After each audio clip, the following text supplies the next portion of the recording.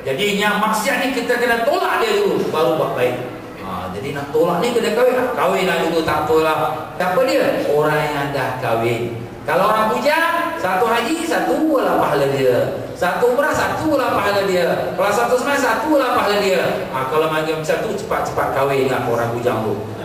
Dapat pahala 70 kali ganda. Ini pun menjauhkan dia daripada maksiat.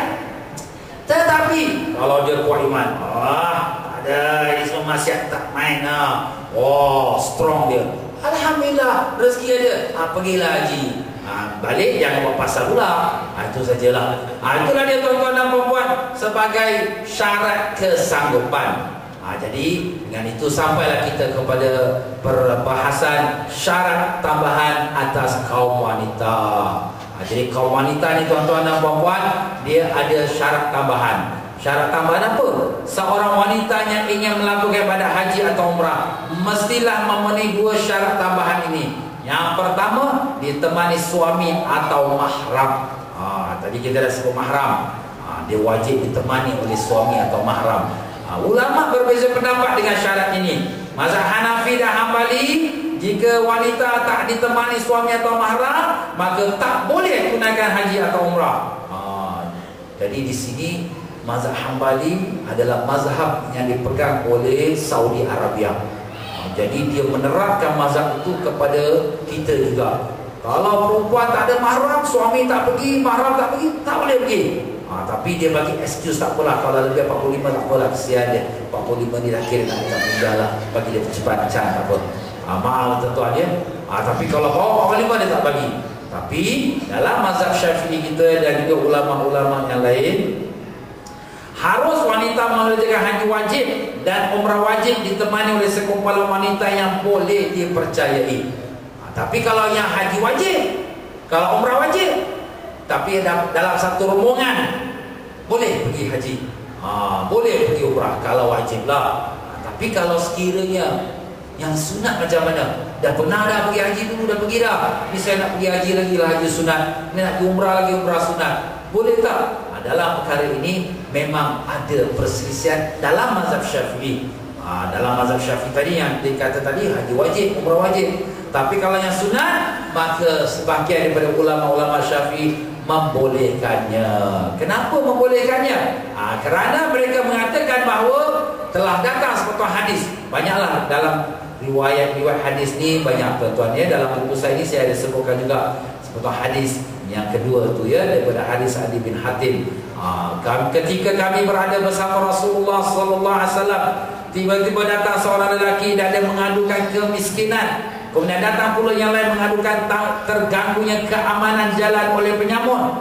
Maka bersabdalah Rasulullah sallallahu alaihi wasallam, "Wahai Adi, apakah pernah engkau melihat Hirah?" Nama sebuah kampung ya di kota Kufah di Iraq. Jawabku belum, tapi saya pernah diceritakan halnya.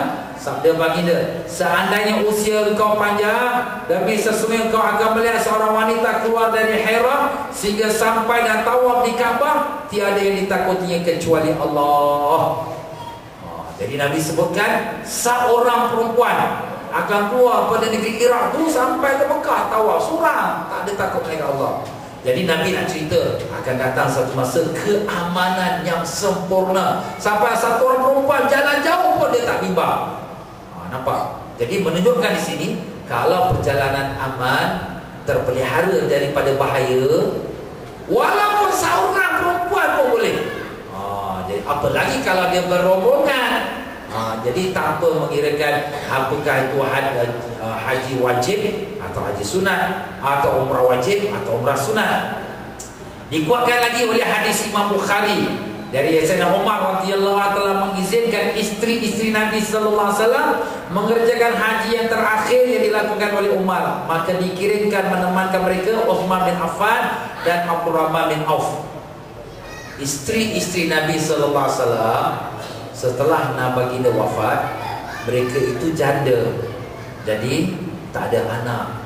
Mereka pula nak pergi umrah, pergi haji. Zaman Sayyidina Umar jadi khalifah, Sayyidina Umar izinkan. Tapi Sayyidina Umar suruhlah ada dua sahabat, Sayyidina Uthman sama Abdurrahman bin Auf, jagalah supaya keselamatan mereka. Menunjukkan mereka ini buat haji sunat dan dibenarkan oleh Khalifah Umar, sahabat-sahabat besar seperti Uthman, Ali dan banyak lagi radhiyallahu anhum, semua ada, tapi no objection, tak ada yang melarang. Menunjukkan sahabat sepakat bahawa kalaulah orang wanita buat haji sunat berserta rombongan dalam perjalanan yang aman, harus hukumnya. Jadi kita tuan-tuan dan puan-puan, mana ada orang zaman sekarang pergi haji umrah seorang-seorang? Ada, semua naik kapal terbang. Bila naik kapal terbang semua beramai, dan semua dengan package, semua dengan rombongan, tak ada yang seorang-seorang, tak ada. Alhamdulillah. Jadi kalau dari pandangan ulama-ulama mazhab Syafi'i kita, bahawa kalau sudah ternyata dia pergi dalam rombongan, keadaannya terselamat, terpelihara daripada bahaya, harus dia pergi haji dan umrah walaupun yang sunat. Itulah dalam mazhab kita Syafi'i. Cuma ialah apa kita nak buat dia, sebab Saudi Embassy ni dia mazhab dia, negeri dia bermazhab Hambali. Jadi dia berpegang teguh kepada dia punya mazhab. Jadi kita punya visa tertakluk pula kepada dia. Kenalah kita ikutkan jugalah apa yang mereka telah letakkan syarat. Maknanya mestilah ada mahram. Tapi mahram ni siapa dia mahram? Mahram yang dimaksudkan sini yang diharamkan nikah. Yang diharamkan nikah pertama kerana keturunan. Macam adik-beradik, ayah, pakcik sebelah bapak lah ya. Dan disebabkan kerana susuan, seperti adik-beradik susuan ya. Dan disebabkan kerana perkahwinan, seperti bapa mertua, mak mertua, menantu. Jadi kalau sekira bapa mertua, boleh jadi mahram kepada anak menantu perempuan. Kalau menantu lelaki, boleh jadi mahram kepada mak mertua dia. Itulah dia. Tapi kalau selain pada itu, bukan mahram. Sekarang satu orang perempuan, dia nak pergi, tapi dia ada adik perempuan dia dengan suami. Suami itu ipar bukan mahram. Tak boleh jadi mahram, tak boleh. Dia kena macam kita sebut tadi, adik-beradik sendiri, adik-beradik lelaki ya. Pakcik sebelah bapa, sebelah mak tak boleh. Yang boleh jadi waris, yang boleh jadi wali nikah, itu dia punya syarat dia. Itulah dia tuan-tuan dan puan-puan, syarat untuk jadi mahram. Dan syarat kedua untuk kaum wanita, tidak dalam iddah. Jadi iddah ni kalau dia bercerai. Kalau dia bercerai, kadang-kala dia punya iddah, kalau cerai hidup 3 bulan. Kalau cerai meninggal, suami meninggal 4 bulan 10 hari. Jadi kalau dia dalam iddah, dia tak boleh keluar rumah. Dia kena duduk dalam rumahnya sampailah sekiranya, kalaulah sekiranya dah habis iddah, boleh dia keluar. Kalau iddah bercerai, dia kena minta izin. Dia baru bercerai, dia pun minta izin suami dia untuk dia nak pergi umrah ke pergi haji. Kalau iddah meninggal, nak minta izin suami dah dalam kubur, tak boleh minta izin. Tunggulah sampai habis. Ada orang kata, "Allah Ustaz, apa salahnya? Dia bukan nak pergi enjoy, nak pergi Mekah. Suami dia kalau hidup pun mesti suami dia bagi." Ini bukan hukum akal, tidak. Ini hukum agama, tuan-tuan. Bila seorang perempuan tu meninggal, suaminya kena duduk dalam rumah, tak boleh dia keluar pergi mana-mana, melainkan darurat saja. Mama dia sakit, nak berubat dengan doktor, nak cari nafkah, tak ada orang nak menyara hidupnya, itu terpaksa. Tapi nak pergi ibadah haji lagi umrah, boleh dia tangguhkan. Tak, tahun ini tahun depan lah. Habis kalau tahun depan meninggal, tak berdosa. Kenapa?